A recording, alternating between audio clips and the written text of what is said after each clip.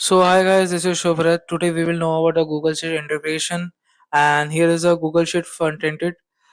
We can log in with Google Gmail. Okay, here's some privacy policy and terms of services.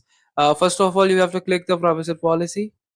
Okay, after we click, you can see over the privacy policy of Google Sheet Manager. Introduction, information we collect, how you can use your information, data sharing, security, removing access, changes to the policy, contact us. Okay, we can look over here. And second, we will look to terms of services. Okay, first of all, you will click on terms of services. Okay, there you can see over here terms of services for Google Sheet Manager, expectation of terms, description of services, user responsibility, disclaimer of warranties, limitation of liability, and terminations governing laws. Contact us. All the details are given below. You can check. Now we'll move forward for Google integrations. You have to click login with Google. After that, you have to select your email ID. Then you can allow all the security access, privacy policy.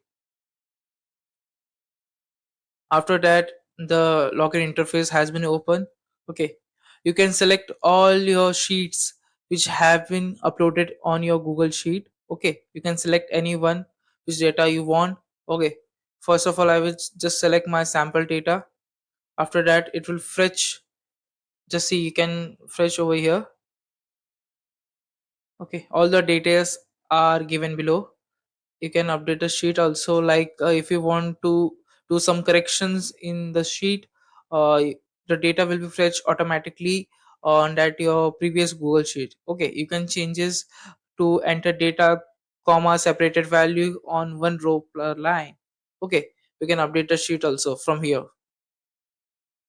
and we can fresh data. There is options. Okay, you can refresh your sheet, and we can log out. That's the thing you can do. Okay, in Google Sheet Manager we have different all the sheets are open below. Thank you. You can log out.